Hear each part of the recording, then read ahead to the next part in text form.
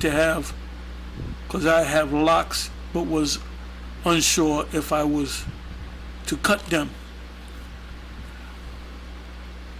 If you join IUIC, you can have locks, you can have a bald head, you can have whatever you want, jerry curl, anything. But locks are against having long hair for a man, is against the law. Thus saith the Apostle Paul. Now you can go to the law of the Nazarite vow, where you got a lot of brothers that come into this thing that have long hair or even dreadlocks, long dreadlocks, and they'll come into this truth, and then they'll say, well, I'm under the law of being a Nazarite. So you got a lot of people playing with that, with Numbers, the 6th chapter. I want to give all the praises and the honor to Yahweh, Bahashem, Yahweh Shai, Bahashem, Recha HaKodash, and double honors to the apostles and the elders of Great Millstone. Also, a sincere Shalom, peace to the elect of the nation of Israel scattered abroad. Okay, I want to do a video of Apostle Tahar's channel. I was working on another video, and I said, well, I was interrupted at seeing this one, and I said, well, I'll jump in on this, on the take, to say my part. Anyway, he covered it pretty much, but I want to go into this a little bit more on in some history, a little bit that I've researched and found out that it's really just a heathen, which they brought that out. The apostles have always brought that out. That is a heathenistic custom, okay? And this is what you would have seen Edom look like up in those caves, man, because you didn't wash your hair. Dreadlocks, even though you may claim to be washing your hair and cleaning it, it still symbolizes of being dreadful, okay? And people who were cast out and had their hair grow like that was considered dreadful, okay? So the title of the video is Dreadlocks and Long Hair, okay? Dreadlocks and long hair. And I'm just going to get to a comment, and I'm going to try to hit this quick. This guy is from Pro Truth. He says, you dudes do not know the Torah.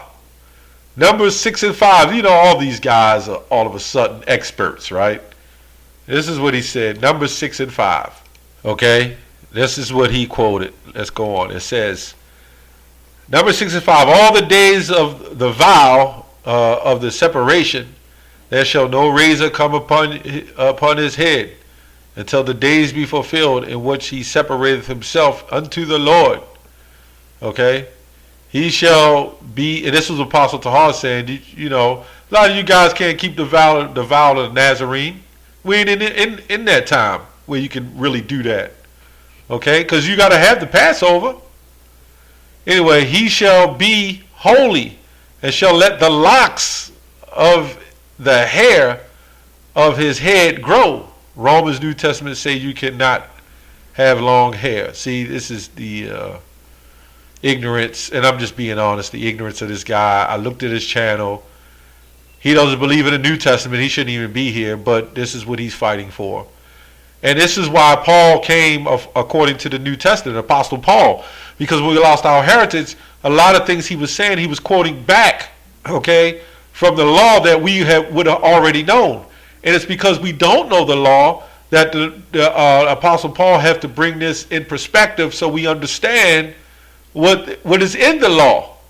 So this word, this locks and dreads are two different things. The word dreads come from dreadful, being in anguish. Okay, well, you know what?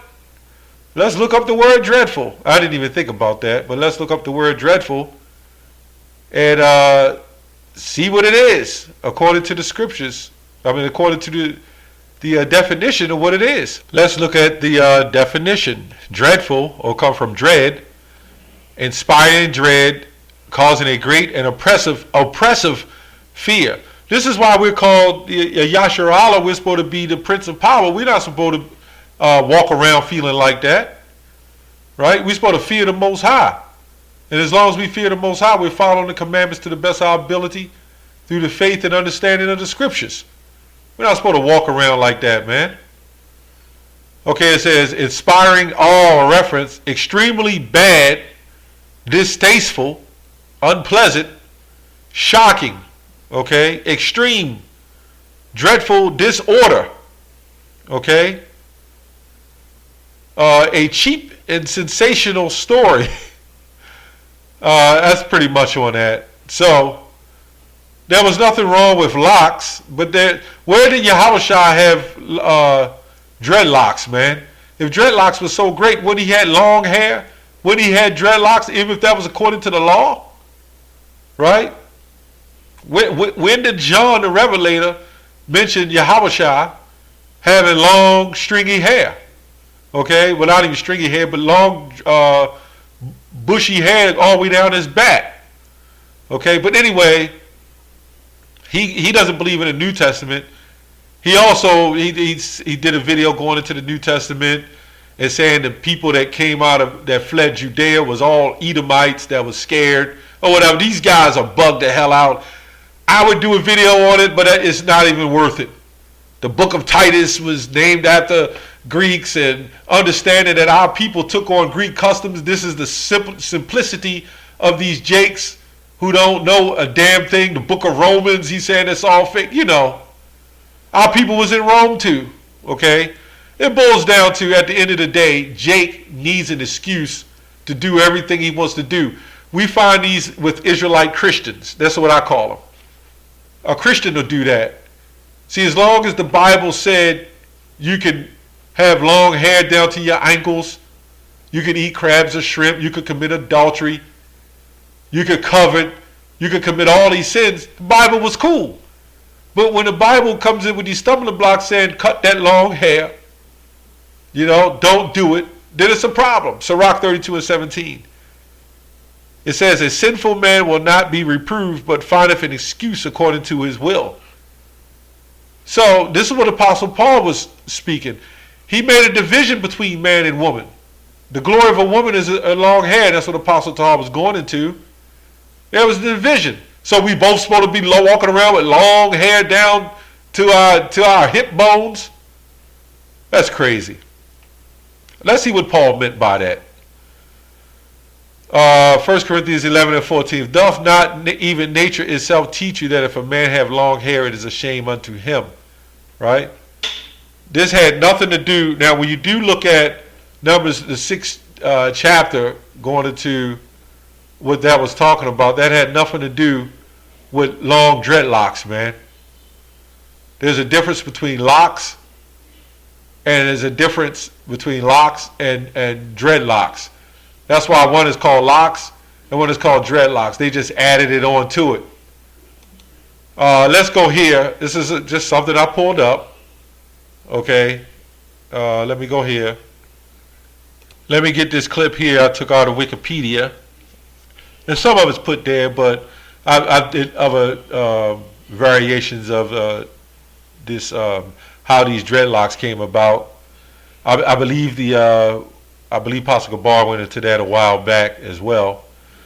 But this is what I came up with. It says in ancient Egypt, okay, examples of Egyptians wearing locked hairstyles and wigs have appeared as bas reliefs, statuary of other artifacts, mummified remains of ancient Egyptians with locked wigs, having also been recovered from the archaeological sites during the Bronze Age and Iron Age. Many people in the East, in the Near East, Asia Minor, Caucasus, East Mediterranean, and North Africa, such as the Sumerians, Elamites, and ancient Egyptians, were depicted in art with braided and plaited hair and beards. However, braids are not dreadlocks, right? Braids are not dreadlocks. So those braids that was spoken of in Numbers the 6th chapter are not dreadlocks. Those were braids. And it is not always possible to tell from these images which are being depicted. So even when Esau was pushed up into the mountains, in the way, when you go to Job, the 30th chapter, when he's pushed up into the mountains, right, he wasn't a very clean person. So you had to know his hair grew long, it grew matted, okay? It was dreadful because it represented being dreadful, right? And that's why now he will cut his hair and comb it and look good, you know, I mean, have it nice and neat, comb to the side, representing he came out of that dreadful state, right? That's why the Rastafarians took on that dreadful, which is Jake's. They took on that ideology coming down from the Egyptians. And remember, the pharaohs also wore a form of dreadlocks. And the Greeks picked it up as well, because the Greeks went down into Egypt and they adopted those customs. So that was never the Israelite custom. But then you had our people who adopted into those Greek customs, Hellenized Israelites. Just as today you have our people who are adopted into Rastafarian wearing those dreadful dreadlocks, okay? The history of the name dreadlocks is unclear. Some authors have speculated that the fighters who had the hairstyle dreadlocks are also worn by some Rastafarians who believe they represent the biblical hairstyle worn by the symbol of devotion by the Nazarites, okay, as in Numbers, the 6th chapter. So a lot of you Jakes that's picking up these dreadful dreadlocks is taking it from the Rastafarians who claim they got it from the Nazarites who represented Samson when his hair was cut off, right? And he lost his strength. This is represent our people putting back on that hair in their own way, but they didn't do it unto the Most High. And they just took it on and started doing whatever they wanted to do and became dreadful, especially when we were put in slavery. It was a thing a custom that was adopted from a form of slavery that we got from the Babylonians and we got from the Egyptians, okay? It's just that simple. Let's go back to 1 Corinthians 11. Let's go back to 1 Corinthians 11. And let's go about, I'll just make this quick. 11 and 15. But if a woman have long hair, it is glory unto her. Right? Glory to her, for her hair is given her for a covering. So this guy is claiming that Apostle Paul is wrong because it's in the New Testament. See, and this is the killer that people have a problem with in the New Testament, because the New Testament just picks up off of the law that was given to Moses. But he's expounding on it because we don't know. And what is it doing is hurting Jake, because Jake want to continue to have that effeminate vibration of them long dreadlocks. He just don't want to cut it. See, that will stop it. We had a guy come to the camp years back who was coming every day. I mean, every week. He was on point with it till we told him he had to cut those locks. And we gave him time because you don't want to force anybody. I mean, you're not trying to push it too hard. The spirit got to resonate. But after a period of time, you should be built up enough to cut it off. Well, you know what he said? Nah, I can't cut my dreads. That's the same thing when I heard a Christian say, nah, I can't give up my spare ribs. Another Christian I heard say, nah, I can't give up my crabs. Nah, I can't give up my weed. I can't give up a lot of this stuff that I was doing. I can't just give it up, man. That's what it all boils down to. Me, I don't have dreadlocks. Never desired to have dreadlocks. I had braids before, but never desired to have them long, okay? That was just me. I never really desired to have tattoos, although some brothers may have them, but they understand now that you ain't supposed to have them. But I never desired it. So it's easy for me, There's some things that was harder for me, to cut out in the beginning, when you first start. But after a while, it becomes easy because the Spirit has to be with you. Look, man, you have to make a sacrifice in the truth. You have to set yourself up as an example to the Most High, man. The Most High set you up to be. Okay? You can't be coming to the camp representing dirty dreadlocks, even though you might wash them. You can't represent that. That's an ancient Babylonian, okay, Edomite custom. Okay? They had it even before we did. That's all I have on that. Shalom. Oh, and I'll say this. That black culture, that was beat by Esau. He the one to introduce you to a lot of this stuff. Shalom.